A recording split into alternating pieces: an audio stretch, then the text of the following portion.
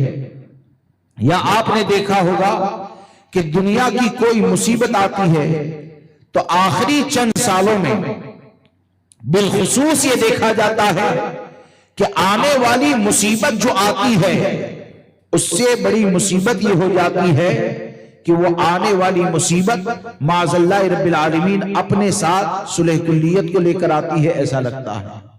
اور صلح کلیت کی ہوا ایسے پھیل جاتی ہے کہ ذرا سی پریشانی اگر آئی ہے تو سوشل میڈیا پر ہزاروں عقل مند کہے جانے والے معاذ اللہ سنی دیوبندی وہابی کو ایک کرنے کے نعرے لگانے لگتے ہیں، اور ایسے حالات میں کہ جب مسلمانوں پر گورنمنٹ کی طرف سے ظلم ہو، ایسے حالات میں جب غیروں کی طرف سے ظلم ہو تو بالخصوص یہ کہا جاتا ہے کہ ایسے وقت میں بھی مولانا یہ دیوبندی کا رد کریں گے، مولانا دیوبندی وہابی کے بائیکاٹ میں کامیابی تلاش کریں گے۔ تو حقیقت یہی ہے کہ مولانا تو یہی کہتے ہیں کہ کامیابی وہابیوں کے بائیکاٹ ہی میں پائی جاتی ہے۔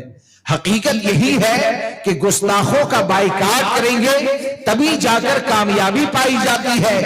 اب رہا یہ سوال کہ آج کے وقت میں اتنی زیادہ مصیبتیں ہیں، اتنی زیادہ پریشانیاں ہیں، تو یہ پریشانیوں کا اور مصیبتوں کا حل کیا ہے؟ تو دوستو، کیا ماضی کے اندر ہمارے بزرگوں کی زندگی میں پریشانیاں نہیں آئی ہیں؟ آپ کو میں بڑی ذمہ داری سے کہتا ہوں، علماء کی موجودگی میں کہتا ہوں کہ 1450 سال کی جو قیادتیں ہیں، یعنی جب کبھی دنیا میں فتنے پیدا ہوئے، جب کبھی مسلمانوں پر ظلم ہوا، اور اس وقت کے ہمارے بزرگوں نے امت محمدیہ صلی اللہ تعالیٰ علیہ وسلم کی جو حفاظت فرمائی ہے نا، وہ تمام حفاظت فرمانے والوں کی لسٹ کو اگر جمع کیا جائے تو آپ کو یہی نظر آئے گا کہ وہ حفاظت کرنے والوں میں سے کوئی بھی صلح کلیت کا مزاج رکھنے والا نہیں تھا۔ وہ حفاظت کرنے والوں میں کوئی بھی شریعت مطہرہ کے خلاف سوچ رکھنے والا نہیں تھا، بلکہ ہر ایک نے ہر زمانے میں مسلمانوں کی حفاظت فرمائی ہے۔ تو وہ حفاظت کا ذریعہ یہی ہوتا تھا کہ انہوں نے شریعت مطہرہ پر عمل کیا۔ اب آج کے وقت میں جب پریشانیاں ہیں تو صلح کلی کی بات ہوتی ہے، دیوبندی وہابی کو ایک کرنے کی بات ہوتی ہے، تو میں صرف ایک مثال دوں اور دو باتیں عرض کر کے، 5 منٹ شاید زیادہ ہوگی، عرض کر کے اپنی بات کو ختم کر دوں کہ دیکھیے صدیق اکبر رضی اللہ تبارک و تعالیٰ کے زمانے میں، اس زمانے میں بھی تو فتنے پیدا ہوئے تھے، مسیلمہ کذاب کا فتنہ ہے، مانعین زکوٰۃ کا فتنہ ہے، ارتداد کا فتنہ ہے، اور نہ جانے کتنی پریشانیاں تھیں۔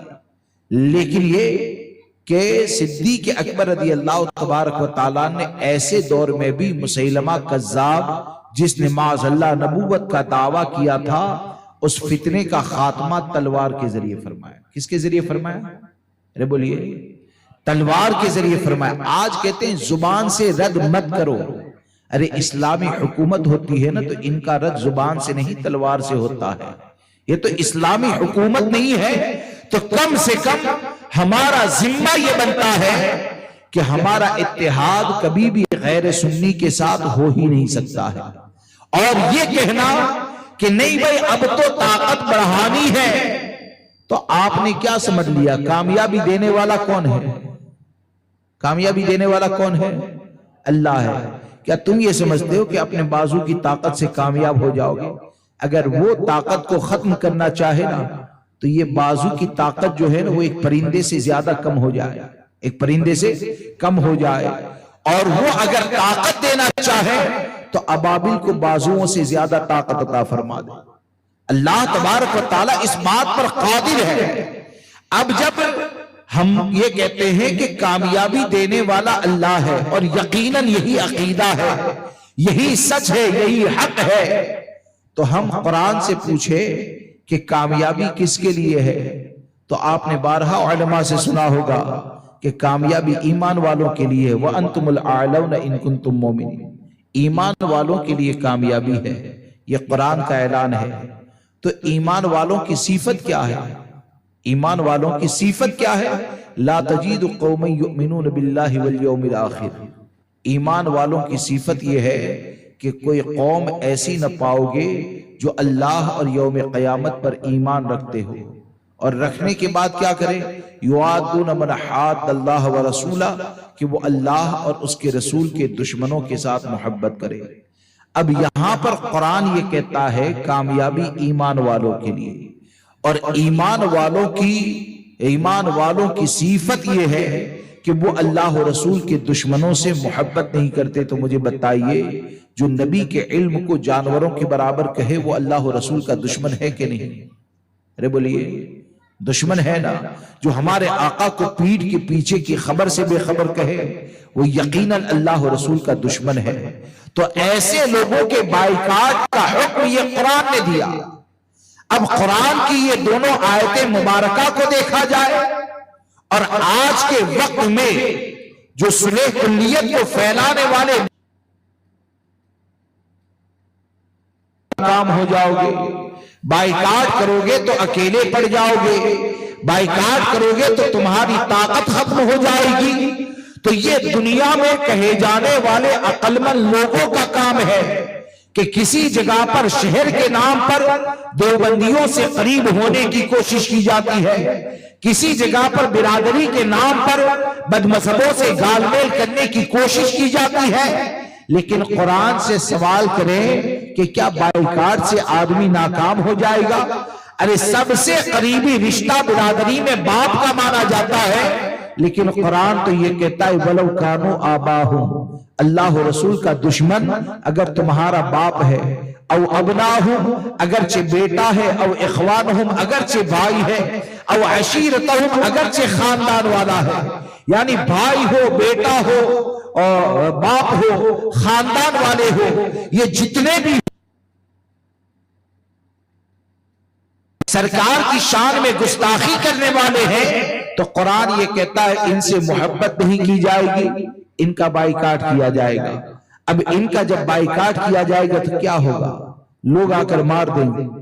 ان کا بائیکاٹ کیا جائے گا تو کیا ناکام ہو جاؤ گے؟ یہ دنیا کے بعض لوگ کہتے ہیں کہ ناکام ہو جاؤ گے، اور قرآن یہ کہتا ہے بائیکاٹ کرو گے تو اولئک کتب فی قلوبہم الایمان، اللہ ایسے لوگوں کے دلوں میں ایمان کو نقش فرما دے گا۔ جب ایمان کو نقش کر دے گا تو ایمان والوں ہی کے لیے کامیابی ہے، اور اسی کی ترجمانی امام احمد رضا فرماتے ہیں کہ کامیابی کا راز اسی میں ہے، اور صرف دنیا کی کامیابی نہیں۔ اگر ان لوگوں کا بائیکاٹ کرو گے نا تو یہ کامیابی کا راز وہ ہے کہ یہاں پر بھی اللہ عزت عطا فرمائے گا، قبر میں بھی سکون عطا فرمائے گا، میدان محشر میں بھی شفاعت مصطفیٰ صلی اللہ تعالیٰ علیہ وسلم عطا کی جائے گی۔ اور اسی راز کی طرف اشارہ کرتے ہوئے امام احمد رضا ہم کو اسی بات پر جمع کرنا چاہتے ہیں کہ بڑی سے بڑی پریشانی میں بھی سنی جھوپڑے کو دیکھ کر، غربت کو دیکھ کر اپنے نعرے یا مجاز کو بدلے نہیں، بلکہ چاہے وہ سنی محل میں رہتا ہو وہ محل سے کہیں، جھوپڑے میں رہتا ہو وہ جھوپڑے سے کہیں، سوکھی